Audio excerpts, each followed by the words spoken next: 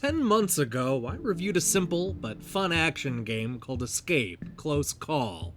Although it was an admittedly shallow driving game where all you did was run from the police while earning high scores, I found myself constantly coming back for the fast-paced mayhem and arcade action. Apparently this style of racing game has become trendy, because PAKO, Car Chase Simulator, hits almost all the same notes while simultaneously giving me the depth I was craving from Escape: Close Call.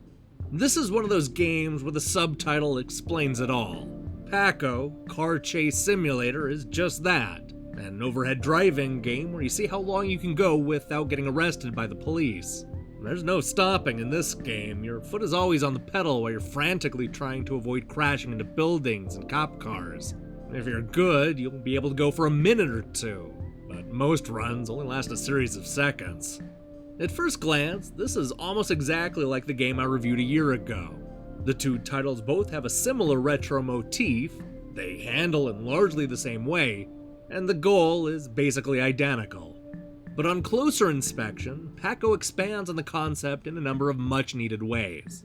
This is a substantially larger game with a lot more to do, including a whole bunch of cars to unlock, and even a chaotic multiplayer mode.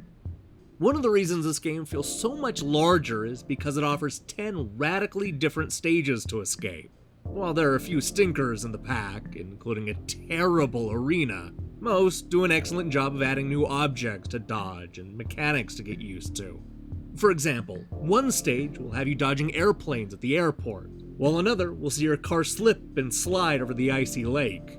What I really like is that the time of day will change for most of these stages, so replaying the same location over and over doesn't feel as repetitive.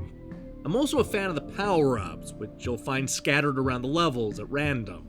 Here, you'll get the usual spread shot and laser, as well as a few unique surprises, like turning into a giant car or spawning a helpful drone. But the power-ups can also come back and bite you, such as when they make you really small or turn your car into a block of ice. You'll also have to put up with a poison that reverses the controls and an item that makes you drive backwards for a short amount of time. You never know what you're going to get when you run into an item box, which is both exhilarating and terrifying. On the other hand, I'm a little disappointed that there isn't more of a scoring component to PAKO. Escape: Close Call had you weaving through traffic and going for near misses to try to get extra points. But all you do here is see how long you can last. That's certainly exciting, but it would have been nice to see a high score element added to the game.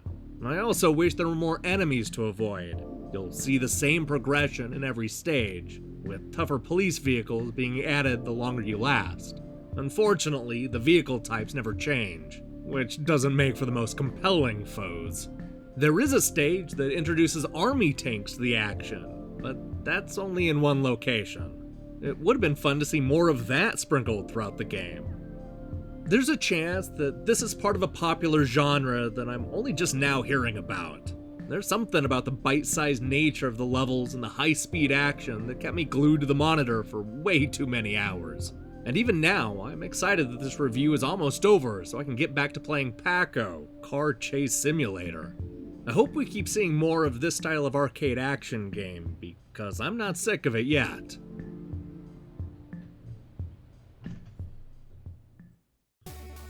Hey, thanks for watching our review. Boy, do I have a lot of reviews and previews ready for you. They've just been piling up as I've been working on other projects.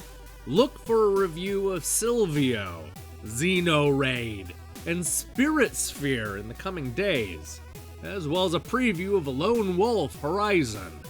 We're also getting ready to announce a brand new trivia game show. We recently put out a call for contestants and were overwhelmed by the incredible responses. We have at least 10 episodes confirmed, and that's just the start. Look for the show to debut in early February. If this sounds like something you might be interested in, then you should click on the subscribe button and support what we're doing here. Until then.